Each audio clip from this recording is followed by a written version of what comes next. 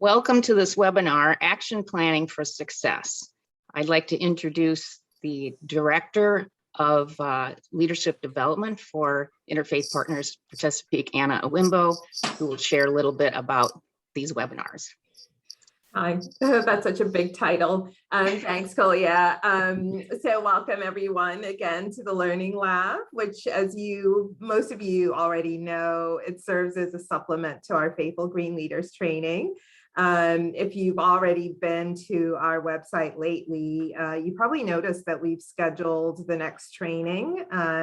So I encourage you, if you haven't yet attended any of those core trainings, take a look and see if the next dates work for you. I will go ahead and put the link in the chat. And then I don't want to take up too much time. This is a really, really important topic, action planning. We've been waiting to start our programs and projects as soon as we can. So let's jump in. Back to you, Kolia. Thank you, Anna. Well, I'd like to start off with an opening reflection. And this one is from Pinkole Estes and also from Margaret Mead. The quote I'm going to read is a little bit longer than what you see here. This is what Clarissa Pinkole Estes has to say. Ours is not the task of fixing the entire world all at once, but of stretching out to mend the part of the world that is within our reach. It is not given to us to know which acts or by whom will cause the critical mass to tip toward an enduring good. What is needed for dramatic change is an accumulation of acts, adding and adding to and adding more, continuing. We know that it does not take everyone on earth to bring justice and peace, but only a small determined group who will not give up during the first, second, or 100th gale. And Margaret Mead says, many of you probably heard this quote before, never doubt what a small group of thoughtful, committed citizens can change the world. Indeed, it's all that ever has. May it be so. So we'd like to start off with hearing from you. What motivated you to sign up for this webinar? That is, what are you hoping to learn? And I invite you to type that into the chat right now. And we'll shout it out. What question did you bring that inspired you to sign up?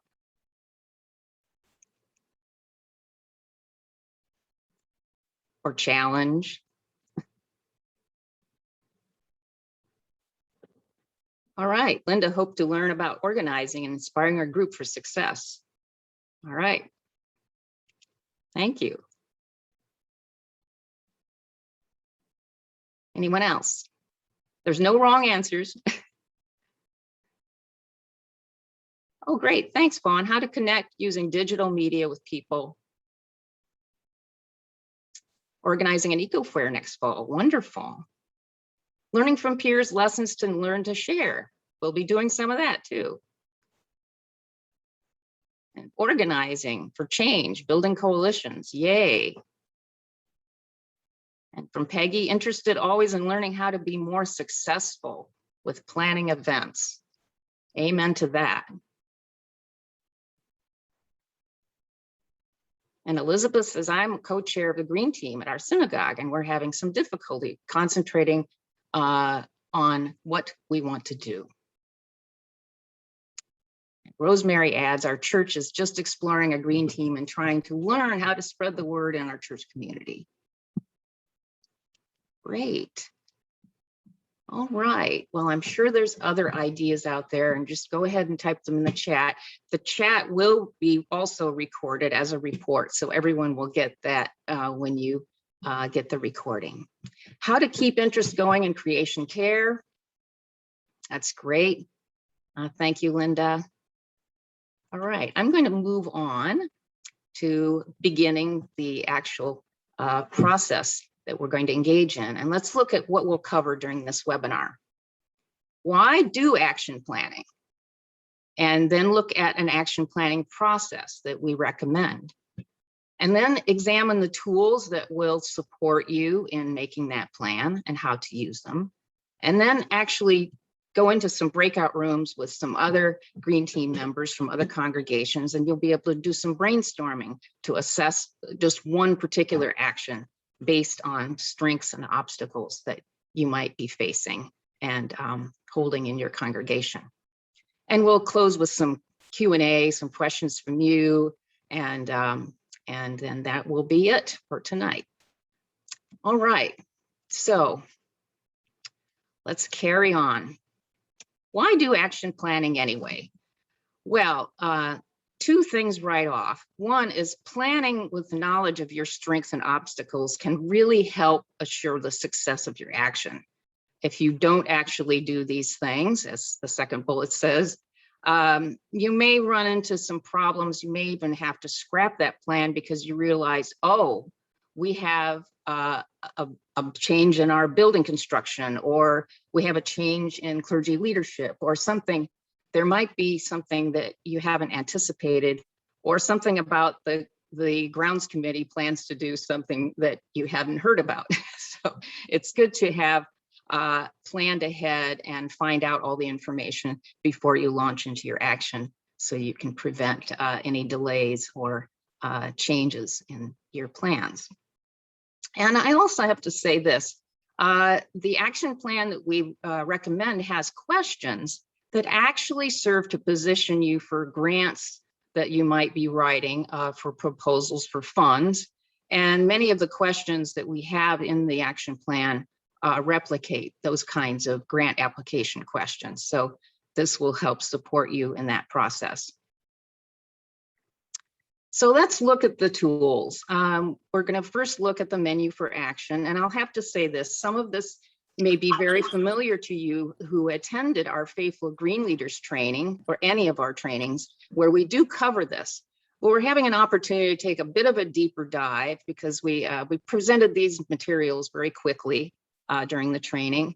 And we'll have an opportunity for you to actually work with this a little bit at the beginning and send you a blank action plan that you can actually work with your team on filling out after the webinar. So that'll be one of the resources we'll share with you. So let's look at the menu for action, which is really your first stop if you're trying to figure out what to do. And now you may already have an action in mind, but if you don't, this is a wonderful place to start. And just a review about these three areas, and then we'll look at some examples. The forming actions are really awareness building. And you might be, and some of the questions you asked relate to this, you might be wondering, how can I generate more interest in my congregation? This is a great place to start. And I'll share some of the ways you could do that in a minute. And carrying actions are projects at your congregation, specific actions that you do on your grounds, or that is an in-the-ground project that's tangible. Then the next is going forth. It takes it to another level of engaging the wider community or other faith communities to work with you on a joint project or action together. So let's look at these a little closer. This first one, educating. So educating and building awareness, and that I would add inspiration as well. So hosting a spiritual outdoor experience, such as a nature walk, or something that is we actually have an action tool for, and I'm going to post a link to that here in a minute. And or Natalie, can you post the link? Did I put it in there? If you got the link, or if I can do it, either way. Copy, and I'll put it in the chat right here. We go. Here is the action kit for doing your own spiritual nature walk. And we'll also include that in the recording note as well that we'll send you.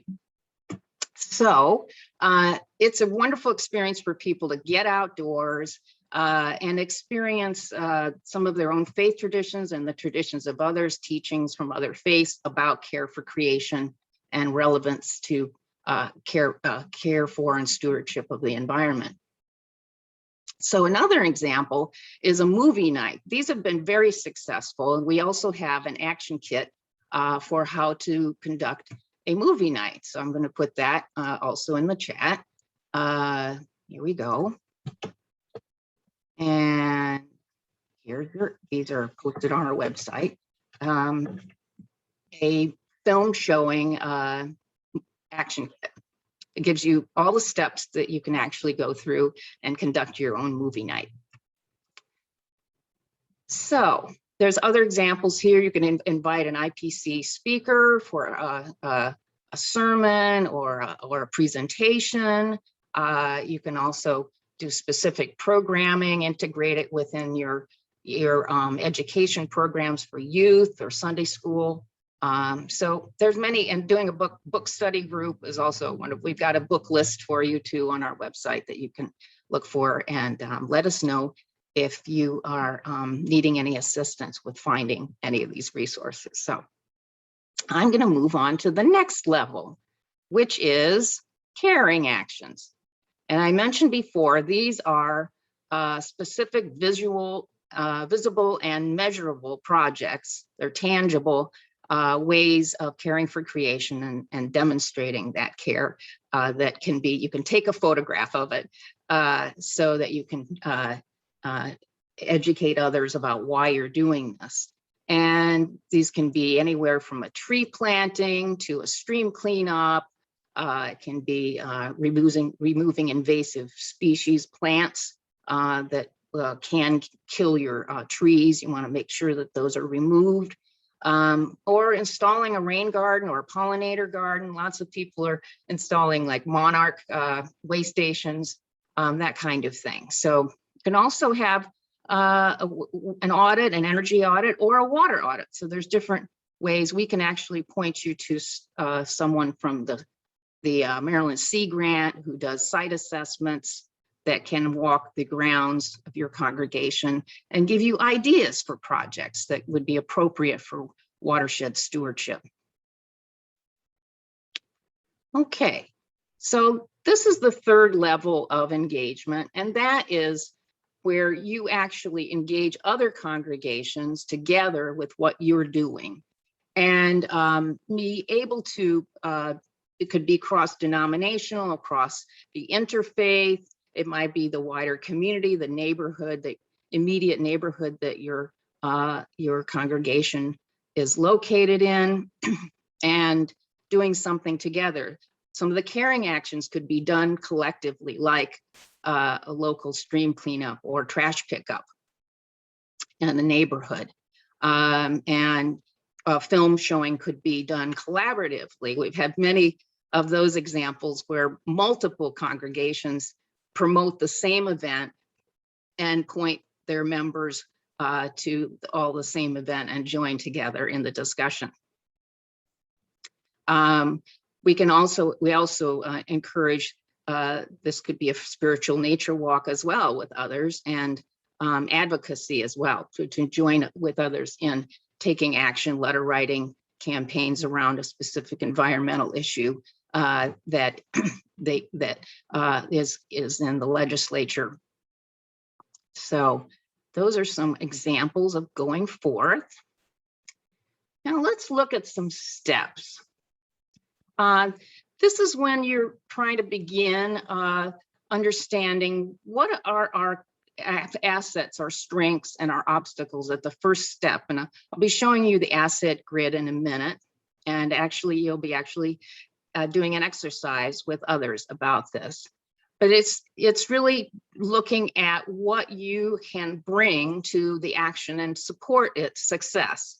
If you have too many obstacles in one part that might be limiting your ability to pull that particular action off or implement it, then you have, at this stage, you can already decide, well, that's not where we are ready to do, not what we're ready to do yet. So choosing another action would be an easier lift for you. I always encourage people to prayerfully consider discerning what it is, making a list, kind of brainstorming on your own individually, and then as a team sharing what you have felt called to, and then the group can discuss these together. it's really wonderful if you have a list that you can discuss, because then you could actually prioritize. Some you might need to eliminate, and others you could decide, well, first we'll do this and build on a successful action that is easier first, and then move on to something that's a little more difficult. So it's great to have success to build upon. And so you'll be evaluating these actions based on the asset grid, and we're going to look at that in a minute, but then you will be able to actually complete an action plan, and that's what we're going to share with you toward the end here. And this whole process you can repeat with any action. So it's really great, you complete one action and then start all over again with this process, with a new action. So here's the asset grid. And this is what it looks like, blank, the strengths, obstacles, internal partners, and external partners. And I'm going to share with you here an asset grid online that in the chat that has the sample, which I'll show you in a minute on the slide, but I wanted to put this in the chat so that you can refer to it later. Here you go. And what you'll see there is this filled out example, which gives you lots of ideas, and many of these will be applicable to you, especially the partners on the internal, external. But let's look more closely. This is not exhaustive, but it's got a lot of very relevant elements in it that apply to many congregations. So say you have a green team, that is a strength, or you have your faith leader on board if it's necessary. Not every congregation has that as a necessary thing, but in some it is essential to have your faith leader on board and supporting the project. Someone with expertise or experience with grant writing could really be helpful. And you might have some folks in your congregation who have experience. For example, if you want to do a pollinator garden and you know that you have a master gardener in your congregation or something like that, or avid gardeners, it'd be great to have their input when you're thinking about that kind of action. Some potential obstacles, and you could probably think of many more here, but perhaps you don't have very many volunteers. Well, we've had many congregations that have worked together where one congregation does have volunteers and another congregation does not. I know Catonsville Presbyterian Church collaborated with the Turkish Friendship Association to plant trees because they didn't have property, but Catonsville did, and Catonsville didn't have any volunteers, but the Turkish Friendship Society wanted to volunteer. So it was a great collaboration there. And well, you also might have the opposite problem where everybody's overcommitted and they don't have time or energy to do anything. So it's a situation where you might have to try something that requires less time and energy, or collaborate with other congregations too, so it can share the weight of the organizing. And under this too, you might think, well, we don't have any money to support this thing, and we can support you in finding some grant money, some projects that can assist you. The Chesapeake Bay Trust offers mini grants of $5,000 for smaller projects and much more for larger ones. So we can point you to those resources. So you needn't have your congregation stretched financially by these projects. So that said, let's look at what partners there are. And the internal partners could include, of course, many people are saying we want to engage the youth. So reach out to the youth ministry or the youth ministry, depending on how you organize that in your congregation. Or it might be an outside youth group like Boy Scouts or Girl Scouts, and many of whom meet at congregations who are eager to do service projects and such. So engaging the facilities manager, the buildings and grounds committee, the social justice ministry, the education committee. These are all great partners and allies to making your action a success.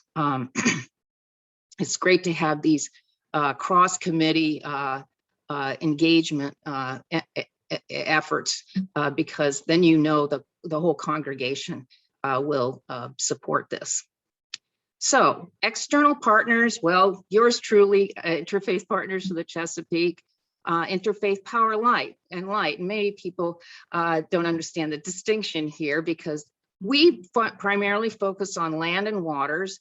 We also promote energy conservation, and we usually point to Interfaith Power and Light to support you in resourcing that goal of energy conservation, energy audits, how to get solar panels. Interfaith Power and Light has been doing that work on climate justice and energy conserving for quite some time. The Watershed Stewards Academy or Maryland Sea Grant, these are, many regions have watershed stewards. The Maryland Sea Grant has regional watershed specialists that we connect you with, and they will conduct a free site assessment.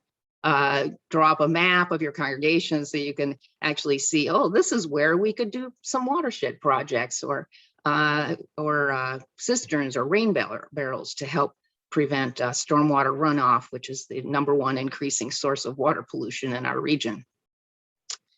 So, and I mentioned master gardeners as well. So these are some examples. I'm sure you could think of some other external partners in your own community as well. So let's move on and think about some of the questions using this kind of asset grid and answers that you would find for your own congregation.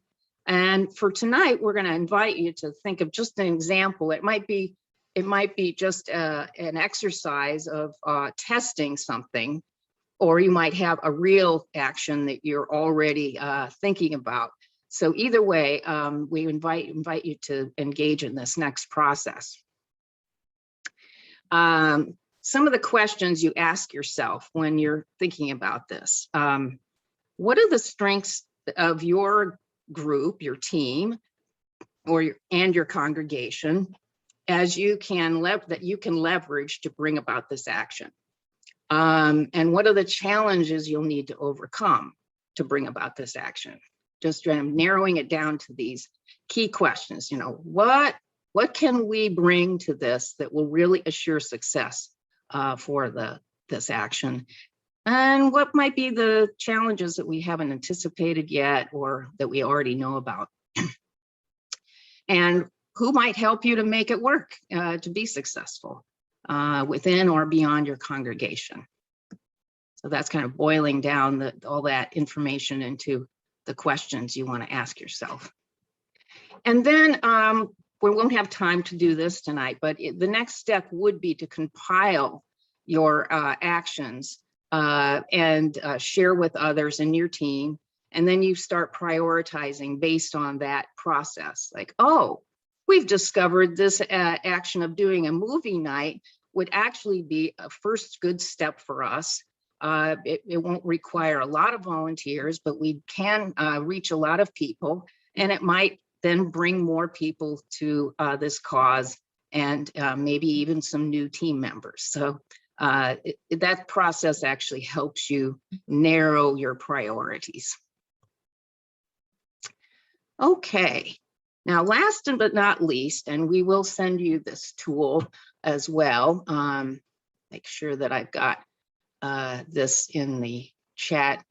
I'm going to put the sample of this in the chat also. And it's something you can also take with you beyond this webinar, because we won't have time to answer all of these questions.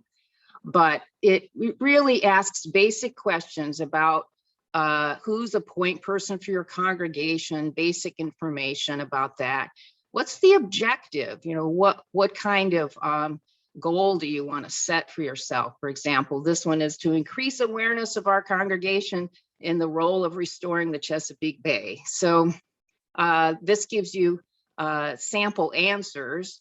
You would come up with your own answers. Some of these might be applicable to you as well. So we don't have time to go through all of those answers right now, but it gives you a way of setting up. Actually, these answers would be the kinds of answers you want to put on a proposal for a funder.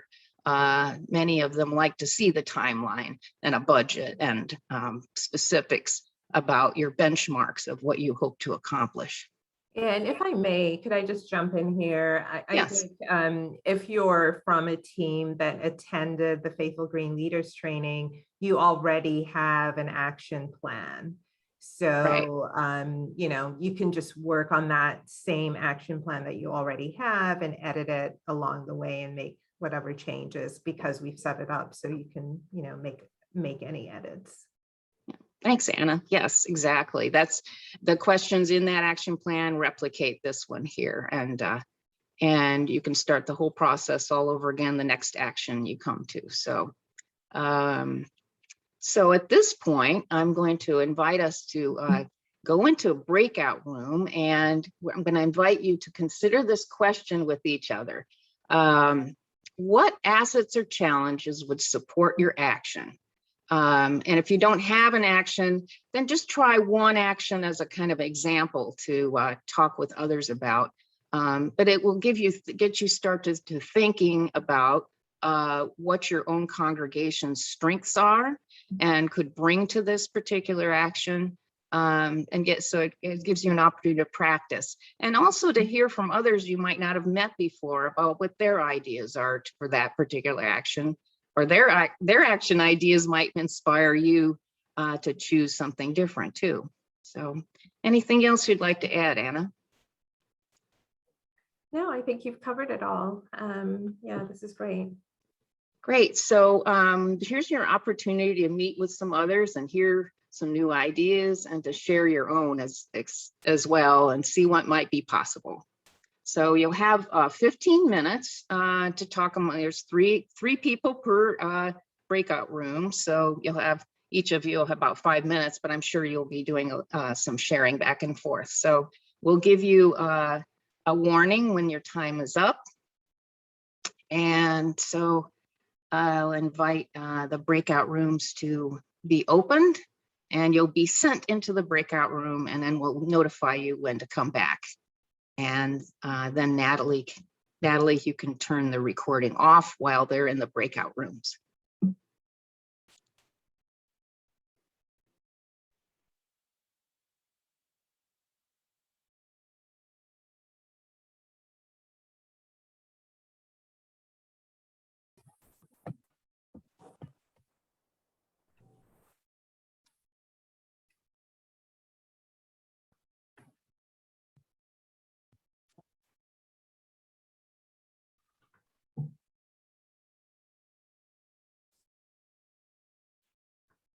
Yeah, so it looks like everybody's slowly coming back. We're excited to hear what all the plans are.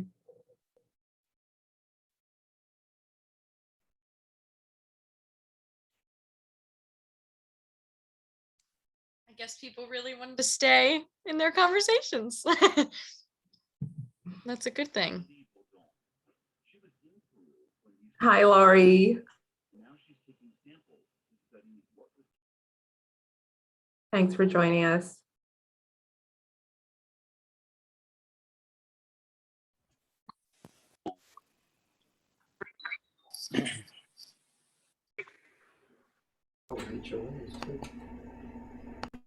Welcome back, everyone.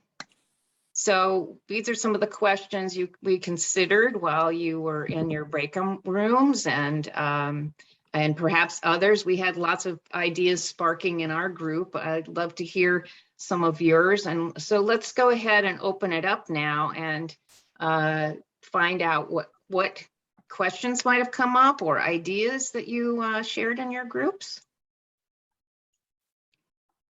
Oops. And I'm thinking we'll go to full screen with everyone if we can do that, Natalie, and take this off, or maybe I'll stop sharing and we'll do it that way. That'll Yeah, work best. Yeah. we can see each other, Koya. Okay, great. Wonderful. Yeah, thanks. All right.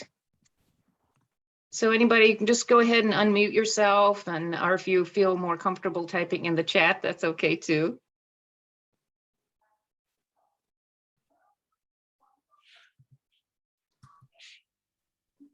Our group was just 3 of us, and Yes. we talked mainly about the challenges we were facing. One group is small, and because of COVID, they haven't really met. The other one is trying to encourage native plants in yards in Delaware as opposed to Maryland. And the discussion came up with a group called Homegrown National Park. Have you heard of that? I have not. I'm looking for any nodding heads out there. And, yeah, I see a few nodding heads. Also trying to decide the actions that would be needed if we were to, actions and who's involved in trying to get planting native on our own synagogue property. It seems like an overwhelming task to go through all the overwhelming action. So we talked briefly about that too. Great. And what synagogue are you from? Well, I'm from Osei Shalom, but the other 2 members were from other places. Oh, great. Well, thank you so much for both your ideas and your participation here. Anyone else?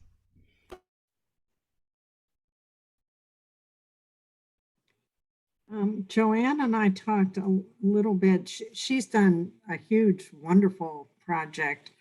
And we talked a little bit about how the big obstacle, sort of the elephant in the room, is the COVID took the wind out of the sails of a lot of, you can't have a movie night. Or it's much harder. It's certainly not as friendly. We had planned a climate day of learning last year that ended up on Zoom, and it was great. It worked out really well. We had IPL there because they have to be involved in everything. But it's just so hard to sort of keep the enthusiasm going. And we're planning another one, but now, we're hoping that everything's okay in April, but, it might be inside, it might be outside. It's just hard to get that grasp. And people are overwhelmed dealing with the changes in their own lives. So volunteerism is different. Yes, those are all very relevant to our times right now. I just know that I've heard many people, the energy level is not as high as it was prior to COVID. There's been lots of changes that people have had to adjust and adapt to. And so it does make organizing more challenging. And I think that's where, evaluating what's the next best step that isn't going to be a stressor, but something that's actually going to inspire and maybe even restore people's health and engagement. The many folks that did either nature walks or outdoor activities during COVID and kept active in that way, did plantings of trees and pollinator gardens and such. And the movie nights were very popular because people were given the access to the film ahead of time, but then they had a discussion about the film via Zoom. So it was a way that you could still do. And of course, you're right. It's not as warm and friendly as everybody's sitting in the same room sharing popcorn or something. So thanks for sharing, Elizabeth. Anybody else? So I just want to add to that challenge that many of our partners have been facing around COVID. It actually prompted us to put together a resource kind of showcasing what some of the congregations who were more successful in, doing activities and actions during COVID. So I just put that in the chat. Thanks, Anna. I'll go for the folks that were in my room with me. Great, They're go not for it, chiming honey. in. So they said we had 2 people from the same congregation in our room, which is great, from our friends up in Lancaster from Lutheran Church of the Good Shepherd. And they're struggling with getting people to come to the events, right? So I gave the advice that I don't know that we included in the last training. So I'm like, how did we miss this? So to try to, instead of creating your own new events, that's hard to get people to come to your new events, to focus on infiltrating events that already happen at your congregation, to have influence on things that already happen. So think about what is the biggest action, what is the biggest program that happens at your congregation. So theirs was they normally do, outside of COVID, a block party every summer. So what influence can the green team have to make that block party more sustainable? So instead of using styrofoam, can you get the committee to buy paper?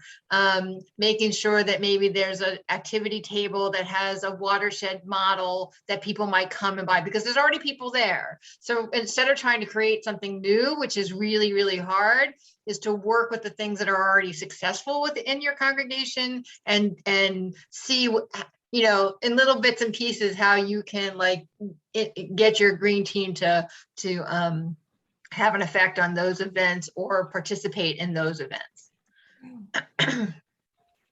Great, thanks, Bonnie. Great example. Build on what's already happening rather than creating something new that would take more energy. Yeah.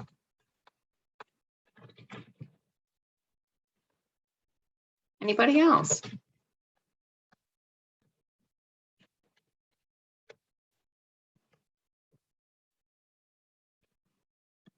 Well, we had a few challenges articulated in ours. Funding can be a big challenge. Oftentimes you bring an idea to the congregation and then they say, oh, we don't have the money for that. But IPC can support you in seeking funds. And we also have a webinar recorded about the kinds of funds that are available from the Chesapeake Bay Trust. And so, there's ways that we can guide you in that direction. I will say that those congregations that have other committees that you can work together with, like might be a social justice or social action or social concerns committee, collaborating with them on a joint project of environmental project where you are both benefiting and promoting environmental justice together is a wonderful way that you can actually maximize your success. And I'll just say, Sequoia shared earlier a list of potential partners, right? So not only IPC, but in everywhere where you are, there's going to be a water keeper or some other watershed protection group. And they lead tree plantings and stream cleanups and things like that. So instead of you having to create it all, you could contact them, see when they're planning one, and then just try to recruit people from your congregation to participate in something that's already happening. That's a much easier lift than having to create one all by all on your own. So, so that's just something to look at to try to minimize how much work you have to do. And then they'll have planned everything. They will make sure all the materials there and that the trash is going to be picked up at the end, where certainly you can do that on your own, but it just takes more steps, as opposed to looking around and seeing, well, who else is doing a tree planting? Yeah, so there are river keepers everywhere. So that is just something to do. Or check out like the Audubon Society. They're going through a name change right now. Yes. When we talk about social justice, but anyway, they're still a wonderful organization, what they're trying to do with our birds, right? So contacting the bird watchers or something like that and see what they have planned, and then just kind of funnel people towards that and promote those things. And then I think I would be remiss. We have lots of wonderful activities. Check out our events page and kind of piggyback off of the things that we're offering. And then, just trying to recruit people to join with you to come to those things. So. Exactly. Yep. If you just go to our events page, and you'll see the various events that are coming up, and some of which you need to register for, but it gives you lots of ideas that you can piggyback on the events that and point people from your congregation to these events. Thank you for putting that in the chat. There is the link for the events page. Right, and I've also posted, and I'll put it in here again. Before you leave, and I used to fill out the evaluation form. We value your feedback, and it helps us strengthen this program and future webinars and topics that you are interested in. Please let us know. These are all wonderful ways that you can be engaged and strengthen the programs that we want to offer you. Any other questions or concerns or ideas before we move to our closing? Yeah, I just want to pause a little bit to make sure that everybody was able to click on that evaluation form. If you click on it now, it will still be available to you after the meeting closes. And I think it's about like 4 questions that will really help us tailor these learning labs for you. Yes. Thanks. And please do stay on if you're from regions of Baltimore County or city, and from Harford County, Howard County, Lancaster, Pennsylvania, and the upper and lower shore, and Anne Arundel counties. Those are all regions that will be where you'll meet your regional staff person and discuss your ideas and questions, or share with others the stories of success you may have already had. All right. Well, we'll look forward to seeing you at some future webinars. And without any further ado, I'm going to share the closing. And again, I'm going to quote Clarissa Pinkola Estes, who says, "Struggling souls catch light from other souls who are fully lit and willing to show it.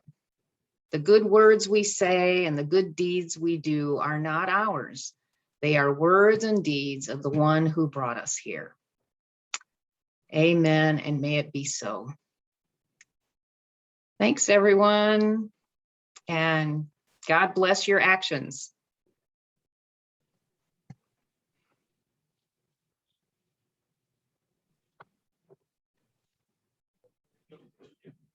Natalie, you can turn off the recording.